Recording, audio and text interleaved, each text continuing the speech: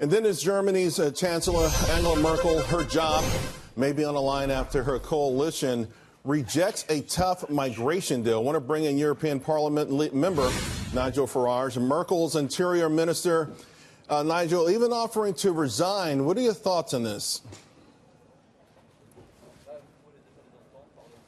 Well, my thoughts are there was a big European meeting at the end of last week, the heads of 28 countries coming together. There's a big battle here because the European Union wants to have a common policy for the whole of Europe, but the individual member states, they want the ability to decide themselves who can come into their countries. It's a row that's been brewing really now for 2 years. It's led to massive electoral change, of course, a new government in Italy, and now in Germany, the AfD, the Alternative for Deutschland, now at record highs for them in the polls, ahead of the socialists in Germany, putting huge pressure on the traditional Conservative Party.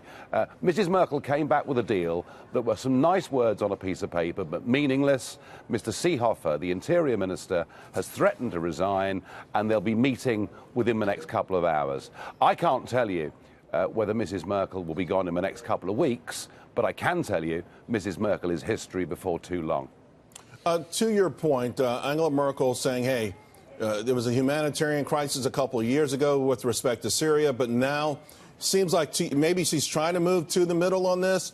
Maybe she sees the political winds. It's not hard to miss after what happened in Italy. And to your point, what's happening around the world, a sort of rejection of the establishment, particularly on immigration policies.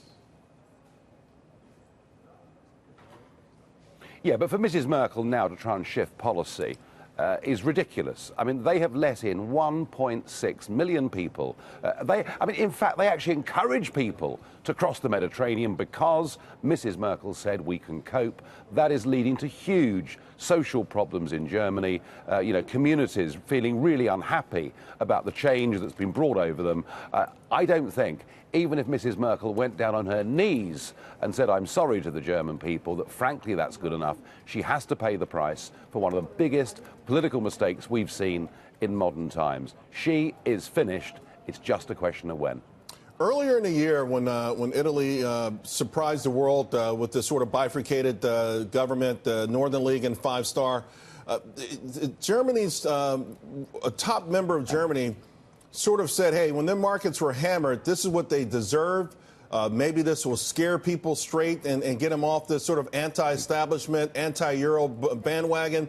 I think it backfired miserably, but you do have efforts still in the UK to sort of get rid of Brexit and to keep England as part of the EU, despite the fact that the people there have already made their displeasure known. Yeah, I mean, what is going on within the UK at the moment from the establishment is frankly disgusting.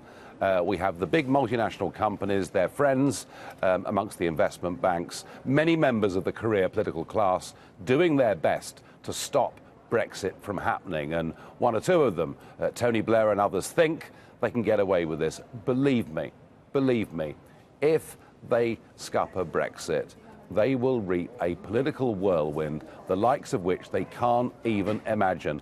The electorates across the West, we've had enough of being threatened. We've had enough of being told by big companies that unless we do it their way, we'll all be worse off. We frankly don't believe them anymore. And all of this on the day when we learn that when President Obama said we'd be at the back of the line if we voted for Brexit, it was confirmed today that David Cameron put him up to it. Is it any wonder we're so contemptuous of our leaders? Yeah, and it goes on. Nigel's always great talking to you, even with the delay. Thank you very much. Appreciate it. It does. Thank you.